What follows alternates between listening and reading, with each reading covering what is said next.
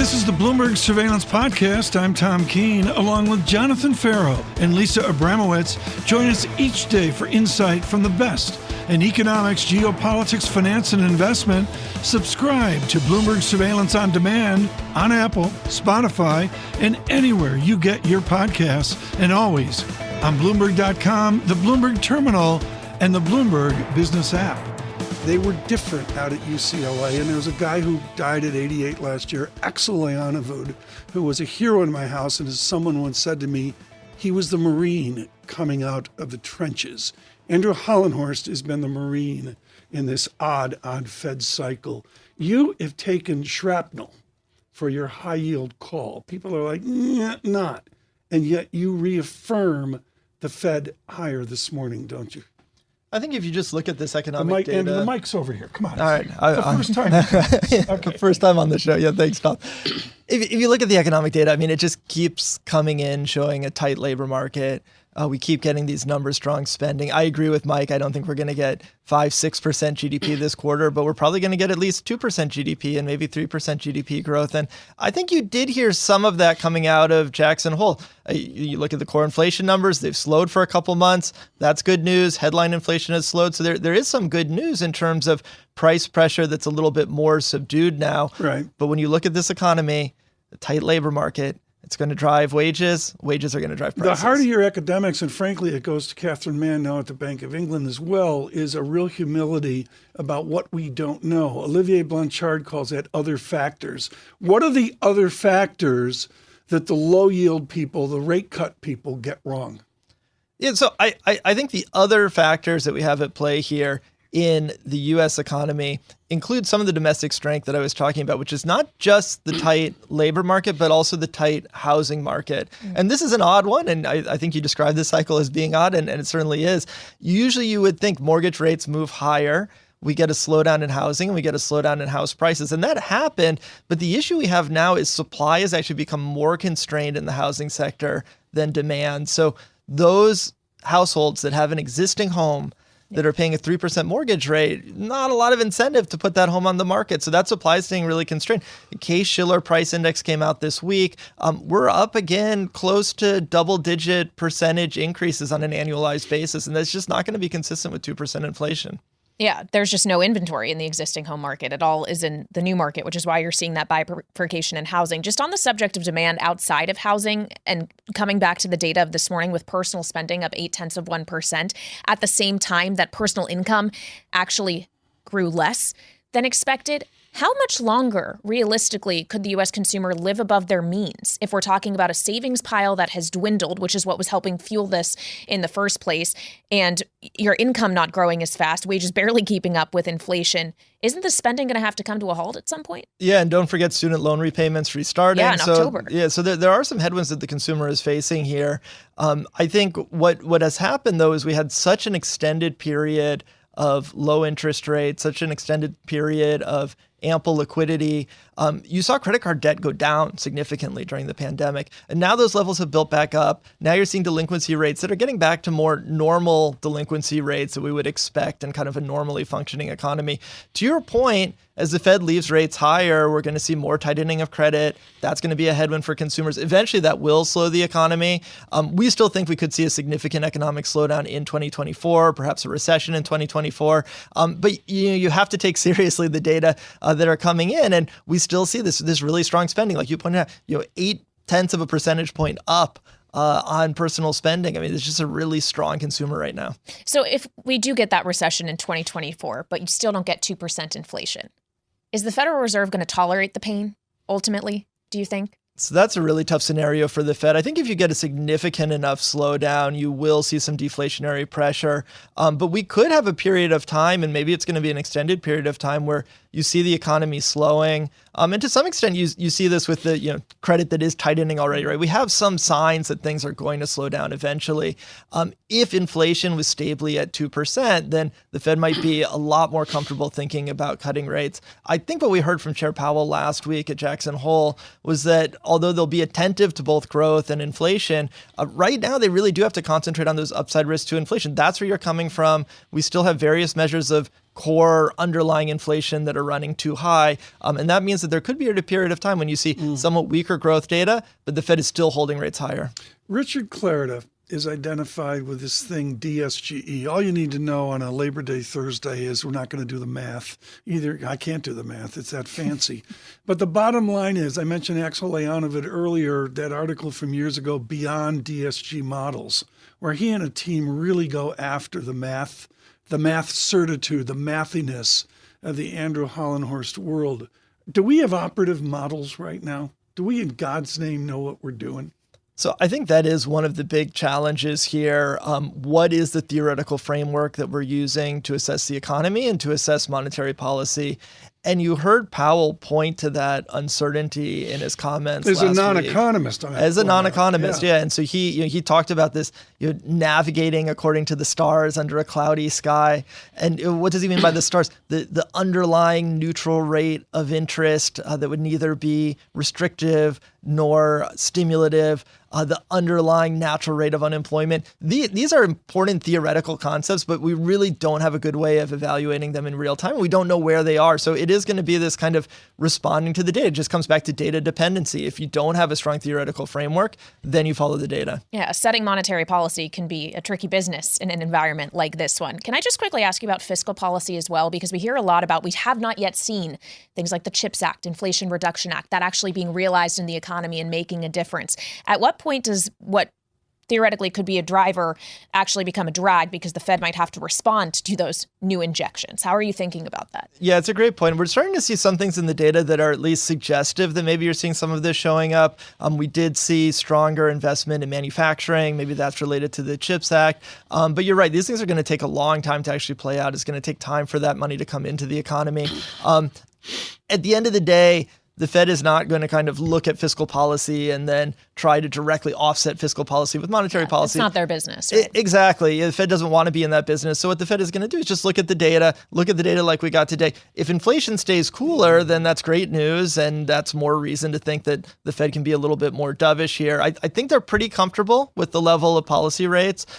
We still think they're probably going to hike one more time in November, but that's probably going to be the end of the cycle. And then it really comes back to this question of when do they make that first cut? Andrew Hollenhorst with us. John Stolfus, Chief Investment Strategist at Oppenheimer Asset Management, joins us now. John, wonderful to have a bull on the programme. Let's talk about why you're still so bullish and reflect on the economic data of the week, sir, if we can. There is a feeling that bad news is somewhat good news. Is there a tipping point when bad news just becomes, John, bad news?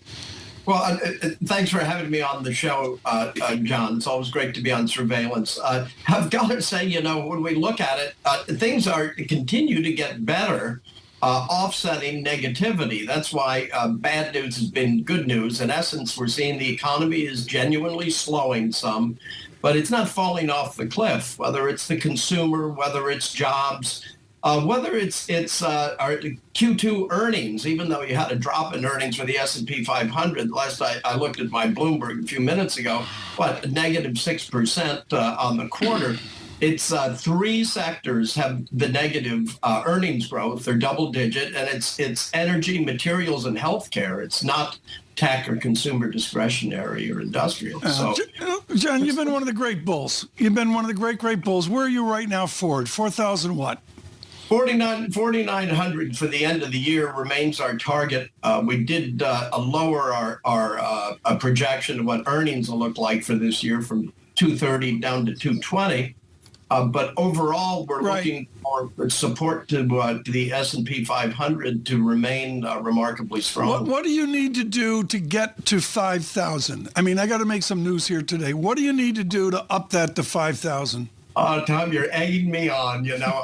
I think we need to have some remarkable news related to the Fed's achievements against inflation and a real clear signal that it's the end of the cycle with a pause, not because the economy is falling apart, but rather that it has achieved its goal. I don't think that happens this year. I think that happens in 2024.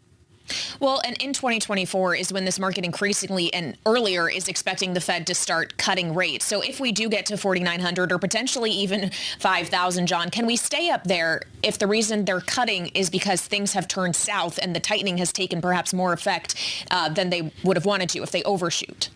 Well, I think the key word there, the operative word, is if things have turned south. It's if things have basically gone so that we really are entering a period of sustainable economic growth at a slow or moderate pace.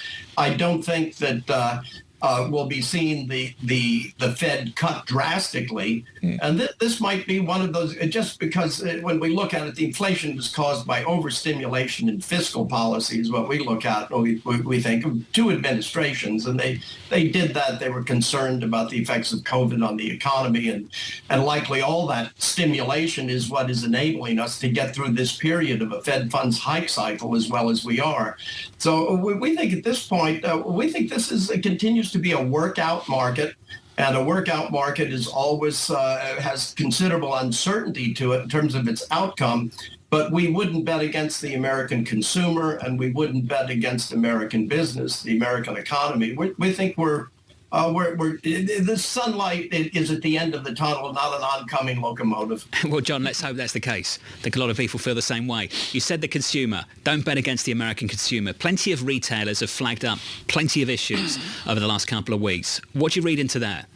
Most certainly, and yet consumer discretionary as a sector is doing very well. I think it reflects the services end of the economy versus the goods. A lot of that is related to, at this period in the cycle, it's still the experiential adventure for the consumer in many ways. Yeah. The consumer has slowed. And then if you look at the individual retailers, it really has to do with who is balancing e-commerce and bricks and mortar, or e-commerce and some kind of touch with their consumer and meeting the consumer's needs. And so, that's the way we look at it. John, what do you do with big tech? I mean, let's say I own shares. I got a big gain. I mean, do you have a rationalization of owning those big 7 stocks where you just take a terminal value out 3 years, 5 years, hold your nose and say, let's go? I think, it's not quite hold your nose. It's take a look at the companies and consider what businesses they have that are deeply embedded in the lives of both the consumer as well as in business. And amongst those big 7, it's a fairly recurring trend that you see, or a trend that keeps rolling forward in an upward direction.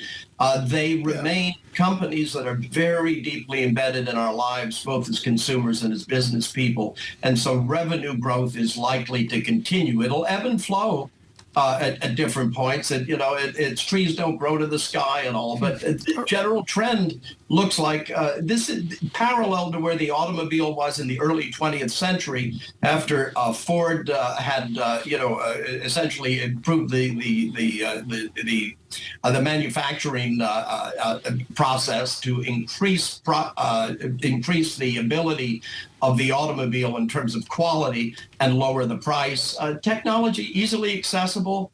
That makes it deeply embedded in our lives, and it's profitable.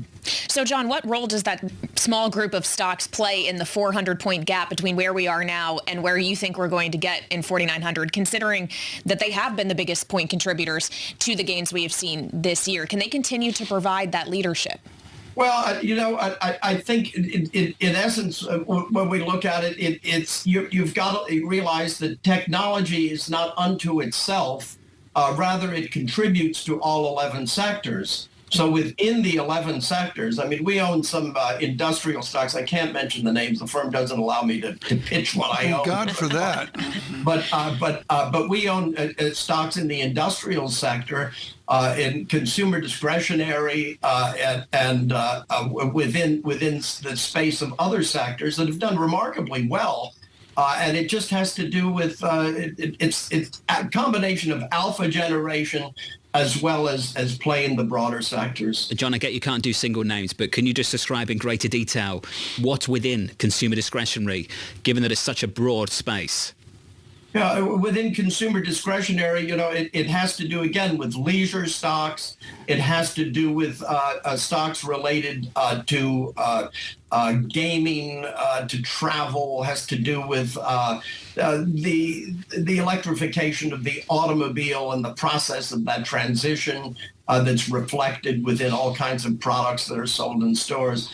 And it also has to do, there's a certain element here coming up where there is a back to the office trend that is not back to the office like we used to be, but certainly where people are coming out of the caves, going back to a more normalized environment where they show up at the office 3 days a week. Hey, John, good to hear from you. As always, Jon Ferro there of Oppenheimer.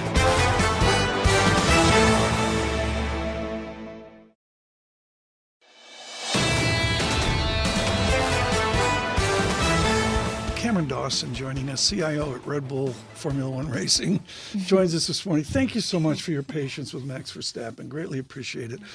You've got one single sentence, and you go right to the heart of it. September is the worst month, and yet you're hardwired optimistic you got to be in the market. Do you go to cash in September? No, because September being the worst month is just because it's below average returns. It's not necessarily that it's all going to implode. And even the correction that we had in August was below average, meaning it was so small in its magnitude. So it doesn't really warrant making big portfolio changes. I think at the end of the day, this correction has not been about growth. And in fact, we've actually seen EPS growth estimates going up in recent weeks. And I think that's one of the reasons for these shorter, shallow corrections. It's when the revision cycle turns down that you should be more concerned of a deeper correction. Ian Lincoln, BMO, moments ago we just played the clip. He said screaming buy, 10-year. It's actually my words that I put in his mouth, but he agreed with it. Do you agree it's a screaming buy? Well, if the 10 years is screaming buy, then credit is a screaming sell, and equities, at least the riskiest parts of equities, would be a screaming sell. Because we think that for the 10-year to go back to 3%, you would actually have to see much weaker economic environment. You'd need to see the whites of the eyes of a recession, and that likely means then that those economic or those earning projections for 2024, which have about low double-digit growth, are way too high. So if the 10-year goes back to 3%, we think it would be bad for risk assets. Do you see that recession? Not, the whites of the eyes? No, not yet. Though, there's all this discussion about GDP versus GDI and if GDP will catch down and really what is the underlying growth rate. But for right now, we don't see enough evidence that a recession is imminent. And there still are calls that we'll enter one in the fourth quarter. We think if we do have one, it's much more of a 2024 scenario, which just means that it's not being priced in yet. If we don't have one, though, couldn't that also be bad news if the landing is too soft? Couldn't that mean the Fed has to do more and then eventually has to force it anyway? Yeah, it is very peculiar because that is actually what's happened in 2023. The Fed has had to do more than what was projected. Yeah. The bond market has had to price in more hikes, less cuts. You've seen yields go up. Yields since, or the pricing of the December 2023 Fed rate has gone up 170 basis points since the March low. Since that time, the NASDAQ PE multiple is up 36%. So I don't know going forward if the path of the Fed matters as much for equity valuations as it did, let's say, in 21 or 22. We talked a few days ago about the cost of real estate, renting, the struggle for a huge body of America to find a down payment for real estate. We had a huge response on that discussion. Do you advocate margin here within this bull market? This question doesn't come up enough, I think. Everybody's out there selling the idea of leverage up margin, options margin, futures margin, margin. Do you advocate using margin within the growth sphere? Well, margin is a heck of a lot more expensive than it was just a few years ago, given rates are higher. So you have to factor that into the equation. We have seen, you can see measures in FINRA data about the usage of margin debt, and that's come off of the 2021 peaks, which is not surprising.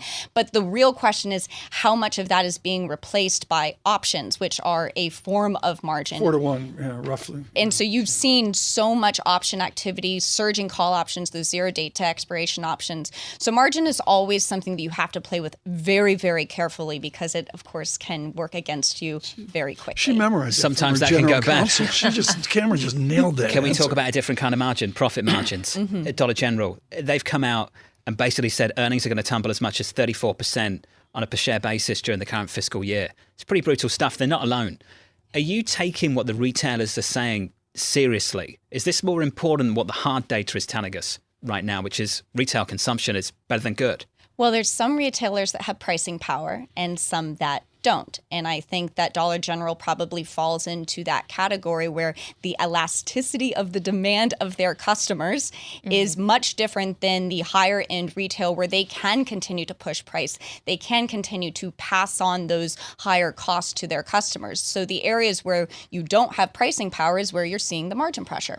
Yeah. And of course, when we're talking about the different areas within discretionary and pricing power, travel, airlines, they've been able to exercise pricing power in such a material ways. We've seen demand recover out of the pandemic. And John, you earlier this week pointed to when we got the consumer confidence data, which was weaker, people were still willing to travel. Planning vacations. Put it on their credit card. Now, I don't know whether to believe that data or not. Yeah. I'm wondering whether they just saw Instagram posts and were like, I'm planning one too. Right. Like, I wonder how that data's put together. Are we going to see that vacation boom continue? Yeah, the FOMO is real, and there's all this talk about all of the summer that we've had with the concerts, the hot girl summer, if that's coming to an end.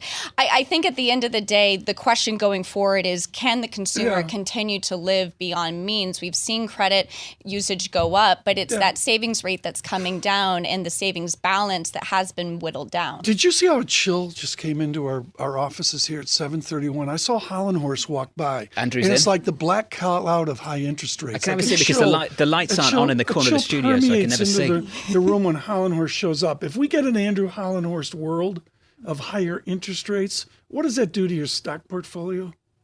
Well, I think it does increasingly create a challenge, but as we just talked about, is that we have seen this divergence of yields and growth valuations, for example. In the past, we would say that if yields continue to climb higher, we should be concerned that growth valuations trading up near 2021 highs would not be sustainable. Now, if yields are higher because growth is better, inflation's higher, that is good for the earnings side of the scenario, but then you get that offset from valuation. The Eras Tour has been the most meaningful electric experience of my life so far, and I'm overjoyed to tell you that it'll be coming to the big screen soon, starting October 13th. You'll be able to experience the concert film in theatres, Tom, in North America. Do you like that? This is Taylor Swift speaking, not Jon Ferro. Do I need definitely not me. That is a direct quote. Do I need a friendship bracelet? What's a friendship bracelet? Isn't that something you tie up and hand to a friend? Have you seen this, Cameron? Have you seen Miss Swift? You used to buy them on beaches. No, I have not. We're looking at Paris tickets. Paris tickets in May of next year. A decent seat's $900, and somewhere back near Lyon is $700. It's a bargain. Cameron, thank you. Cameron Dawson of New Edge. Someone as esoteric and wonderful as Max Verstappen, Jean-Patrick Barnard, is in Frankfurt here, and he knows Swiss banking. He's worked within the banking racket and provides journalistic services to Bloomberg News. Were you surprised by these announcements, John? I mean, come on. You buy the bank, it's a shotgun marriage. You know how that's funny accounting and all that. Am I supposed to be surprised at a $29 billion statistic? No, absolutely not. That's accounting shenanigan, and we all know that they bought Credit Suisse on the cheap when it comes to the pure purchase price.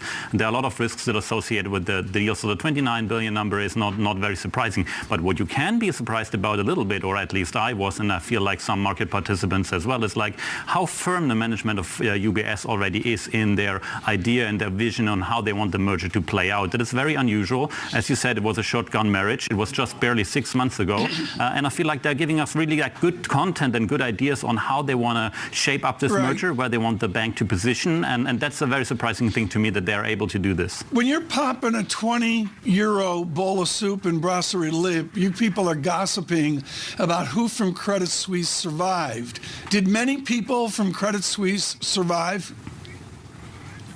Well, for the time being, that's still the case. I mean, we heard that they are cutting 3,000 jobs in Switzerland, and as you mentioned before, that's probably not the end of the number here, and we will get something much higher, and they will like feed this to the market and to the politicians, to the general public, especially step by step, not to lose their the cover for the merger or to create any storm that they don't want. On the other hand, I also feel like while they're giving us a good idea on where they want the bank to be in position and how they want to move forward, is that they haven't figured out all the details. And we heard the CEO today that's saying he is surprised by how many good additional business Credit Suisse is bringing in that is fitting into the overall picture. So I think like they have not fully figured out like where do we want to keep the talent and where do we have like the real overlap that we need to get rid of. So there's clearly still work left to be done. What timeline realistically are we looking at? How much longer is this going to take?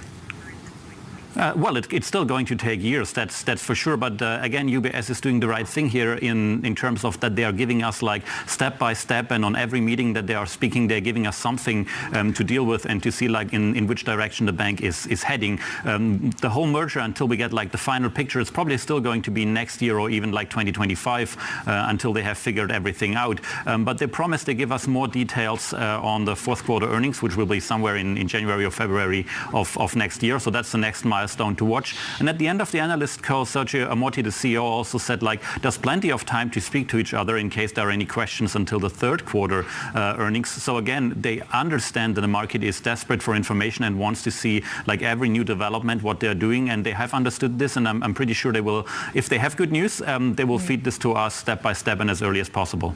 If they have good news, where are the potential opportunities for bad news? What are the biggest risks here? Yeah, absolutely, and there are plenty. And it was funny again, the CEO saying on the call that they are not naive and they are not like painting a blue sky scenario here. There are obstacles along the way. One is like with the risk-weighted assets that they have now outsourced into the so-called non-core and legacy unit. That's $55 billion. So that's a lot of stuff that can potentially blow up. They said it won't, but you never know. The other thing is like they still don't know how the clients will behave. It's looking pretty solid right now in terms of clients coming back to the combined lender, but we need like at least like 2 or 3 more quarters to see if this trend is sustained. And also like they were very short on details on telling us like how do you want to win back the clients, how do you want to align your business in details in certain areas. Of course, it's a bit much to ask, again, just 6 months since the merger was announced, but a little bit more details here would be helpful, and there are still like some areas where they could surprise. Now that they're one, who's their arch competitor? I mean, obviously, I'm going to say Deutsche Bank, but inform me. Who are they competing against? Other Swiss banks I don't know? Or Deutsche Bank? Or JP Morgan? Who's UBS competing against? Well, that's a very good question. I mean, like they have nobody like on the same level here in Europe, but of course you have a lot of niche players or smaller wealth management players who will try to get a share and who will try to benefit of that client behavior, where clients are certainly not going to have like a concentration risk from their assets at Credit Suisse and UBS. So I guess like everybody will try to get a big cake here. But I was just like thinking about this for a broader story. Like every European bank maybe want to watch this merger very closely, because you suddenly see, even though it was forced, it somehow seems to work, and you have now a major bank here with like $5 trillion of assets under management, and you need to compete against them. So the question is like for all the other big players out there, do you want to consider a merger maybe as well to get to the same scale? Because otherwise competing against UBS in terms of wealth management at least seems to be a very hard and upward battle, I would say. Jan, isn't this unique though? Didn't they get a dance partner essentially for free?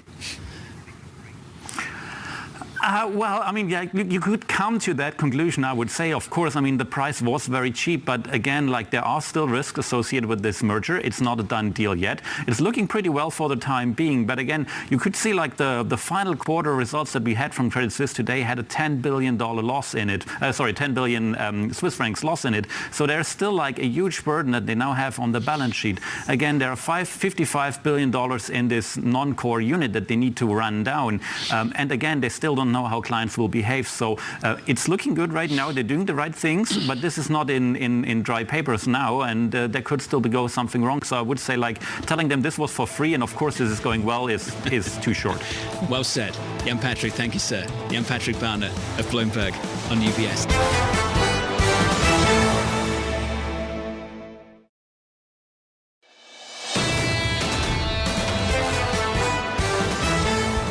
Max Verstappen of Red Bull Racing joins us right now. Max, good morning, buddy. It's great to catch up with you, sir. 9 wins in a row, just phenomenal. You're trying to make it 10 at Monza. How special would that be?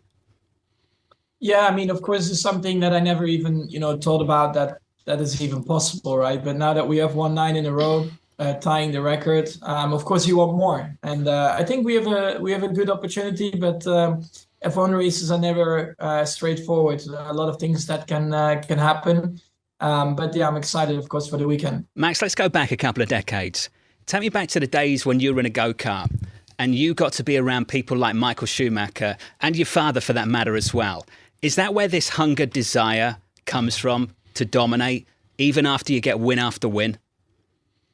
Yeah, I think of course, you really want it from a young age. But I think also the way I grew up, having the experience of my dad by my side, for sure, from a very young age, I think you get prepared in a different way, I guess. And for me, it's never good enough. Even you try to look for the little details that can go better. I mean, for sure, this year so far, I think has been amazing. But I will never be satisfied at the end of the day. Max, Tom and I were talking about Marco van Basten retiring from football at 28. And I always hear people talk about you. They say things like, he's going to get bored. He's going to get bored by this or potentially step away. Do the records that Schumacher set, are they worth sticking around for you, Max? Is that something that drives you?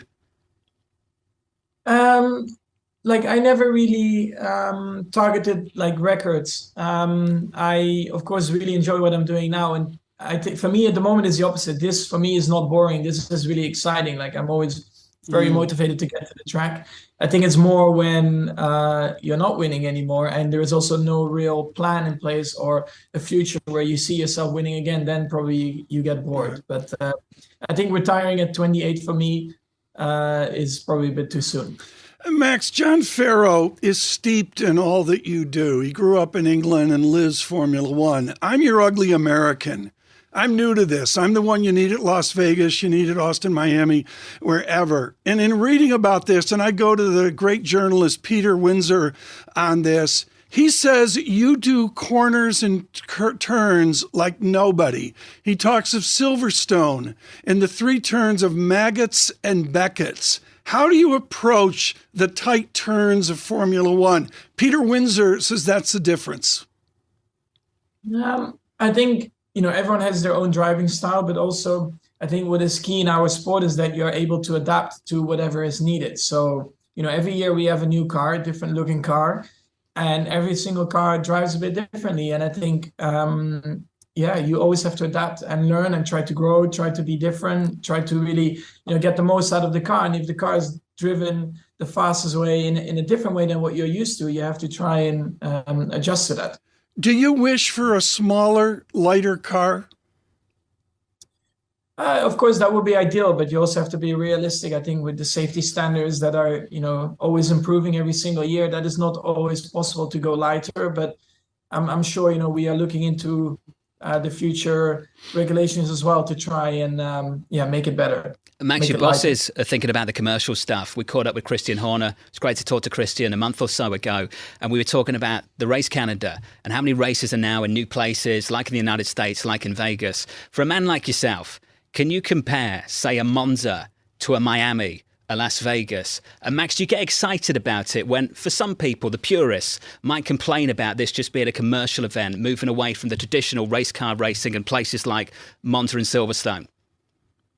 Well, the beautiful thing is that we have a lot of different Grand Prix still. And I think it would be very boring if they're all the same, right? And yes, I am very aware that, we shouldn't go to all the, let's say, the commercial places. But I think also Las Vegas gives you a unique opportunity.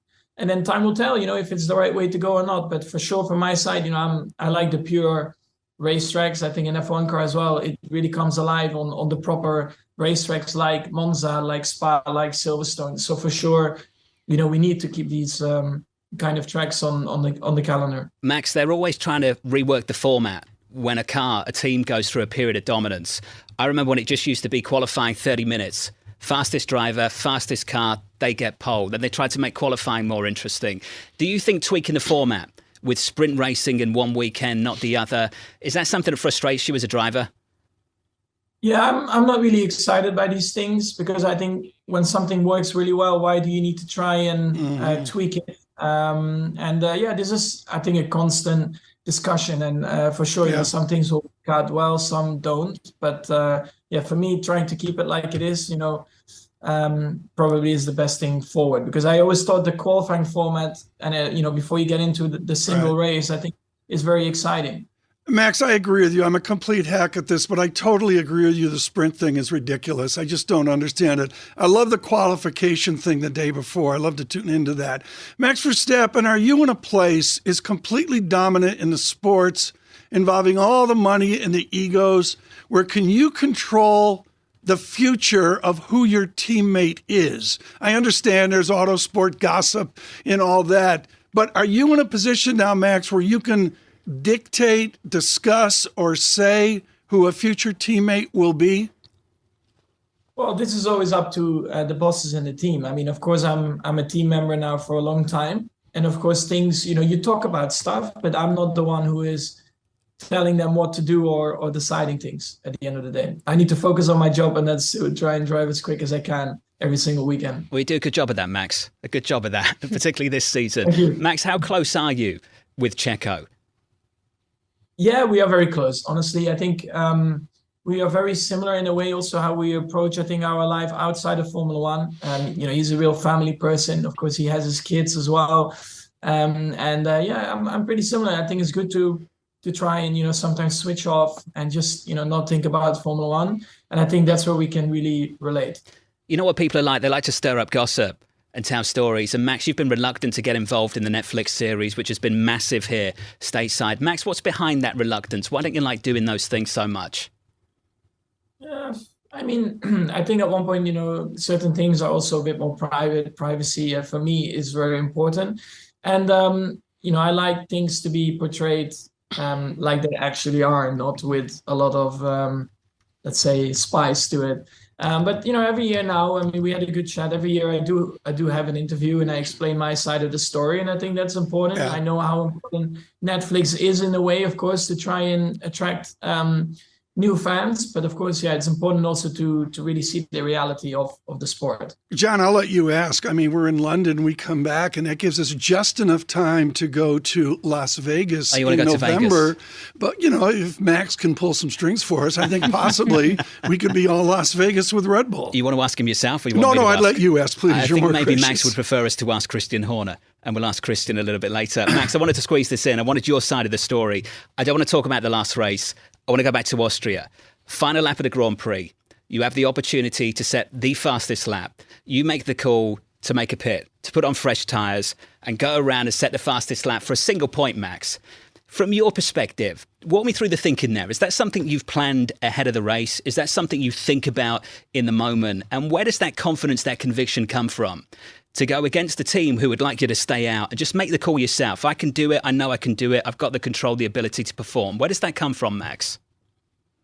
Yeah, I mean, I always try to maximize everything I can. And, I saw the opportunity for the extra points. So I was like, well, why not? Of course, there's always a bit of a risk with these kind of things. But on the other hand, no risk, no fun, right? So that's what was also going through my head at the time. Max, good luck for race weekend. Join the team. Fantastic to catch up with you, sir. Max Verstappen of Red Bull Racing. Subscribe to the Bloomberg Surveillance Podcast on Apple, Spotify, and anywhere else you get your podcasts. Listen live every weekday starting at 7 a.m. Eastern on Bloomberg.com, the iHeartRadio app, TuneIn, and the Bloomberg Business app. You can watch us live on Bloomberg Television and always on the Bloomberg Terminal. Thanks for listening. I'm Tom Keene, and this is Bloomberg.